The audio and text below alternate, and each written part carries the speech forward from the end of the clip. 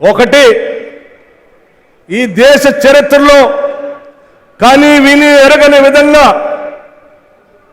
ఇంతవరకు ఏ రాష్ట్రం కూడా ధైర్యం చేయని విధంగా 2 లక్షల రూపాయల రుణమాఫీ రైతులకి మేము అధికారంలోకి వచ్చిన తర్వాత ఒకటేసారి చేస్తామని చెప్పిన ధైర్యం ఎవరు చేయలేదు. చెప్పటమే కాదు, అధికారంలోకి వచ్చిన తర్వాత అనేక ఇబ్బందులు ఉన్నప్పటికీ కూడా లోక్సభ ఎన్నికల కంటే ముందు ఛాలెంజ్ చేసి ఆగస్టు 15 కల్లా 2 లక్షల రూపాయల రుణమాఫీ చేస్తామని ఛాలెంజ్ విసిరి ఆగస్టు 15కి 2 లక్షల రూపాయలు రుణమాఫీ చేస్తున్నటువంటి చరిత్ర కూడా ఈ దేశంలో ఎక్కడా లేదు. అందుకే ఈరోజు చరిత్రలో లిఖించదగినటువంటి రోజు. 2 లక్షల రూపాయలు ఒకటేసారి ఈ రాష్ట్రంలో ఉన్నటువంటి రైతులకి రుణమాఫీ చేయటం అనేది సాధ్యం కాని పని అని చెప్పి అందరూ అనుకున్నారు. నిజమే, నేను కూడా అనుకున్నాను. ఎన్నికల కంటే ముందు ప్రకటించినప్పుడు కానీ లేకపోతే ఎన్నికల తర్వాత పార్లమెంట్ ఎన్నికల కంటే ముందు ఈ రాష్ట్ర ముఖ్యమంత్రి ఛాలెంజ్ చేసినప్పుడు కూడా ఆందోళన చెందాను. 2 లక్షల రూపాయలు ఒకటేసారి, అది కూడా ఆగస్టు 15 కల్లా చేస్తామని ఛాలెంజ్ ఎందుకు చేయాలి, మనకి సమయం ఉంది కదా అని అనుకున్నాను.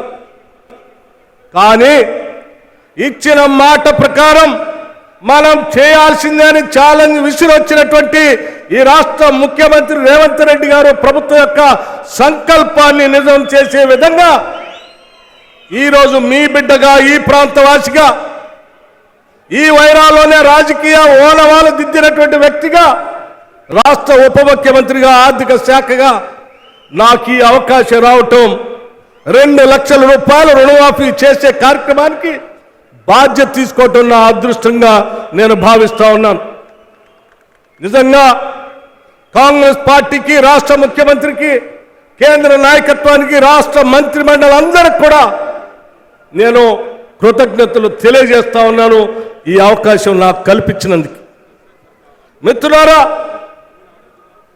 రైతులకి 2 లక్షల రూపాయల రుణమాఫీ అని అంటే ఒక్కసారి ఊహించండి.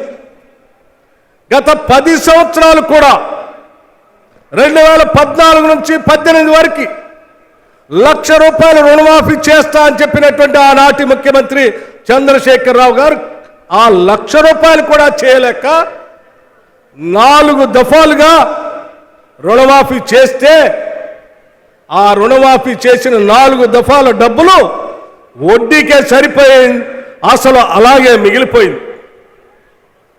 2018 నుంచి 2023 వరకు మళ్ళీ 1 లక్ష రూపాయలు చేస్తారని చెప్పిన ఆ పెద్ద మనిషి 5 సంవత్సరాలు పూర్తయినా కానీ చేయలేక చివరి రోజుల్లో ఎన్నికల కంటే ముందు కొద్దిగా అరకొరగా మొదలుపెట్టి చేతులు దులుపుకొని వెళ్ళిపోయాడు. అంటే 10 సంవత్సరాలలో 10 సంవత్సరాల సమయంలో కేవలం 1 లక్ష రూపాయలు కూడా రుణమాఫీ చేయలేనటువంటి ఆనాటి ప్రభుత్వం ఎక్కడా కేవలం 15 రోజుల్లోనే 2 లక్షల వరకు రుణమాఫీ చేస్తామని ఛాలెంజ్ చేసి చూపిస్తున్న ఈ ఇందిరమ్మ ప్రభుత్వం ఎక్కడో ఒక్కసారి ఆలోచన చేయండి అని మీ అందరికీ నేను విజ్ఞప్తి చేస్తా ఉన్నాను. ఇది మా ప్రభుత్వం యొక్క సంకల్పం, మా అందరి ఆలోచన.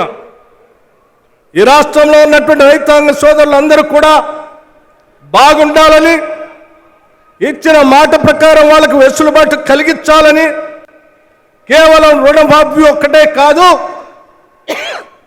మిగతా రైతాంగ సోదరులకు సంబంధించిన అనేక అంశాలకు సంబంధించిన నిధులు కూడా రిలీజ్ చేయాలని చెప్పి ఆలోచనతో ఈ దేశ చరిత్రలో ఎవరు వ్యవసాయ శాఖ కేటాయించినంత నిధులు, ఇంతవరకు ఈ రాష్ట్రంలో ఎప్పుడు కేటాయించినటువంటి నిధులు 72,000 కోట్ల రూపాయలు వ్యవసాయ రంగానికి, అనుబంధ రంగానికి కేటాయించినటువంటి ప్రభుత్వం మన ప్రభుత్వం, ఇందిరమ్మ ప్రభుత్వం. ఇది నభూతో నభవిష్యత్. ఒక పక్కన ఈ రకంగా రైతాంగ సోదరుల కోసం పెద్ద ఎత్తున ఆలోచన చేసి రుణమాఫీ చేసుకుంటూ పోతా ఉన్నాం. ఆ చేసుకునేటువంటి శుభ కార్యక్రమం ఈరోజు వైరాలో ముఖ్యమంత్రి గారు నా తర్వాత మాట్లాడేటప్పుడు వారు మాట్లాడి ఆదేశాలు ఇచ్చిన మరుక్షణం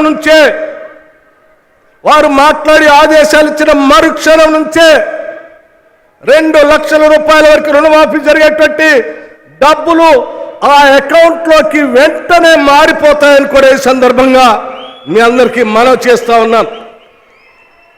ఈరోజు ఆగస్టు 15 బ్యాంకుల్లోకి డబ్బు వెళ్తుంది. వారు మాట్లాడి ఆదేశించిన మరుక్షణం రేపు వర్కింగ్ డే మీ అకౌంట్లోకి డబ్బులు వచ్చి పడతాయి. ఇది ఈరోజు కాంగ్రెస్ పార్టీ ప్రభుత్వం తీసుకున్నటువంటి నిర్ణయం అని చెప్పి మీ అందరికీ సవినయంగా మనవి చేస్తా ఉన్నాను. ఈ కార్యక్రమంతో పాటు మరి ఈరోజే వారు నిన్న విదేశాలకు వెళ్ళొచ్చారు. అమెరికా వెళ్ళారు, కొరియా వెళ్ళారు. రాష్ట్ర ప్రభుత్వం నుంచి విదేశాలకు వెళ్ళి రాష్ట్ర ప్రభుత్వం పెద్ద ఎత్తున వ్యవసాయ రంగంతో పాటు పారిశ్రామికం కూడా జరగాలి, పారిశ్రామికవేత్తలు ప్రపంచవ్యాప్తంగా మన రాష్ట్రానికి రావాలి అని ఆలోచన చేసి అనేక ప్రాంతాలు పర్యటన చేసి దాదాపు 36,000 కోట్ల రూపాయల్ని ముఖ్యమంత్రి రేవంత్ రెడ్డి గారు, ఇండస్ట్రీస్ మంత్రి వర్యులు శ్రీధర్ బాబు గారు ఇద్దరు కలిసి సంతకాలు చేసుకొని ఈ రాష్ట్రానికి నిన్న వచ్చారు. 36,000 కోట్ల రూపాయల పెట్టుబడులు తీసుకొని